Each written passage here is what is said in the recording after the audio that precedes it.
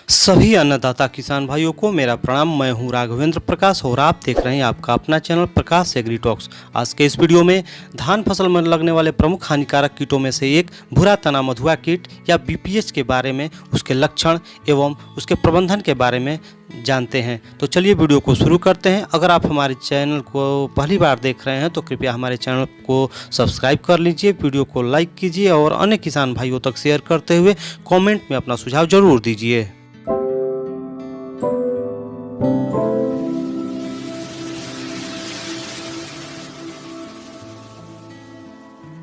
प्रिय किसान भाइयों, धान की फसल में लगने वाले प्रमुख हानिकारक कीटों में से एक भूरा तना मधुआ कीट, जिसे हरा तेला, भूरा फुदका, भूरा माहू, बीपीएच यानी ब्राउन प्लांट हॉपर के नाम से भी जाना जाता है, के लक्षण के बारे में जान लेते हैं।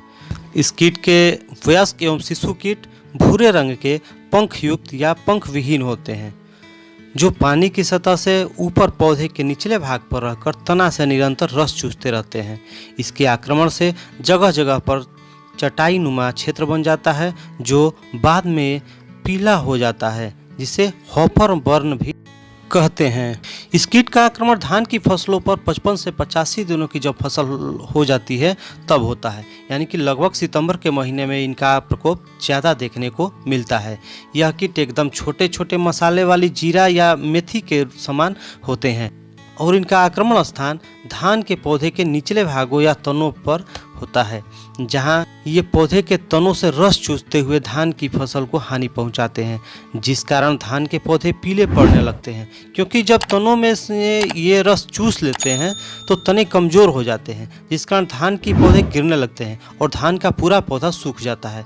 इस कीट का अगर आक्रमण होता है तो यह बहुत ही तेज़ी से बढ़ता है, जिस कारण अगर समय रहते कंट्रोल नहीं किया गया तो पूरा का पूरा खेत में लगी धान की फसल बर्बाद हो जाता है। अगर इसके आक्रमण की पहचान देखेंगे तो धान की खेत में पहले कुछ हिस्सों में पौधे झुलसे हुए नजर आते हैं, जो कि बढ़ते बढ़ते पूरे खेत में फैल जाता है। यह कीट धान के बालियों से दूध बनते समय या दाना भरते समय भी लग जाते हैं, जिससे बालियां में दूध नहीं बन पाता है या दाना नहीं बन पाता है, जिससे बालियां सूख जाती है और पूरी फसल भी धीरे धीरे सूखने लगती है। किसान भाइयों, इस कीट का आक्रमण प्रायः वैसे धान की फसलों में ज़्यादा देखने को मिलता है जिसमें यूरिया का प्रयोग यानी कि नाइट्रोजन का प्रयोग ज़्यादा किया गया हो, धान की फसल रोपाई के समय सघन किया गया हो, खरपतवारों का उचित प्रबंधन न किया गया हो, धान में लगातार पानी भरा रहता हो। वहीं इस कीट का आक्रमण प्रायः वैसे धान की फसल वाली खेतों में कम देखने को मिलता है जिसमें नाइट्रोजन या यूरिया की संतुलित मात्रा डाली गई हो, पौधे से पौधे के बीच उचित दूरी पर रोपाई किया गया हो, धान की फसलों के जड़ों तक सूर्य का प्रकाश पहुंचता हो, हवा पहुंचता हो एवं खेत गीला सूखा बनाए रखते हुए खरपतवारों का उचित प्रबंधन किसान भाई द्वारा किया गया हो, तो वैसे खेतों में यह कीट जो है कम लगता है। किसान भाइयों, अब इस कीट के प्रबंधन की चर्चा कर लेते हैं। तो सबसे पहले खेत की ग्रीष्मकालीन गहरी जुताई करनी चाहिए, उचित दूरी पर पौधे की रोपाई करनी चाहिए, खेत को खरपतवार से मुक्त रखना चाहिए।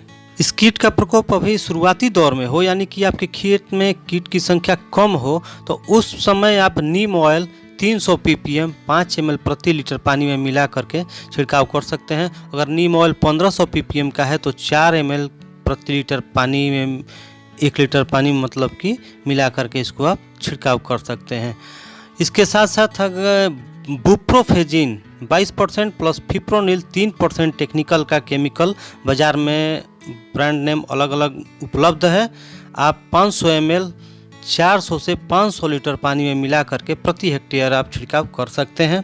इसके बाद फिप्रोनिल 40% प्लस एमिडाक्लोप्रिड 40% WG, ये दोनों टेक्निकल को मिला करके ब्रांड नेम अलग अलग बाज़ार में उपलब्ध है। इसका भी आप छिड़काव 15 लीटर पानी में 10 ग्राम पाउडर को घोल बना करके स्प्रे कर सकते हैं, या प्रति एकड़ की बात करें तो 150 से 200 लीटर पानी में 80 से 100 ग्राम पाउडर को मिला करके घोल तैयार कर लीजिए और उसको अपने खेत में छिड़काव कीजिए।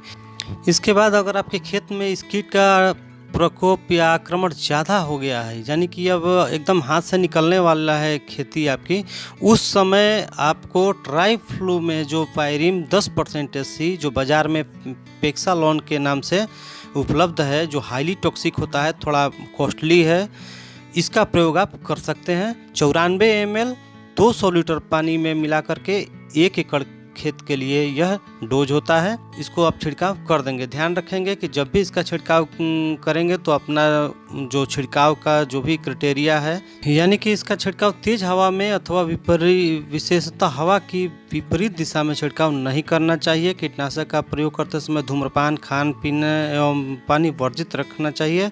एवं अगर घाव, फोड़ा, चोट से पीड़ित गर्भवती महिला, बीमार व्यक्ति हो तो उनके द्वारा ये दवा का छिड़काव नहीं करना चाहिए। किसान बंधुओं, पेक्सालॉन का छिड़काव अगर आप अपने खेत में करते हैं तो सिर्फ अपनी खेती में एक बार प्रयोग करेंगे। प्रयोग एक बार करने से 21 दिनों तक यह आपको जो भी रस चूसक कीड़े हैं उससे 21 दिनों तक सुरक्षा प्रदान करता है। फिर मिलते हैं किसी दूसरे विषय पर चर्चा के साथ। तब तक के लिए आप सभी को मेरा प्रणाम एवं वीडियो पर बने रहने के लिए धन्यवाद।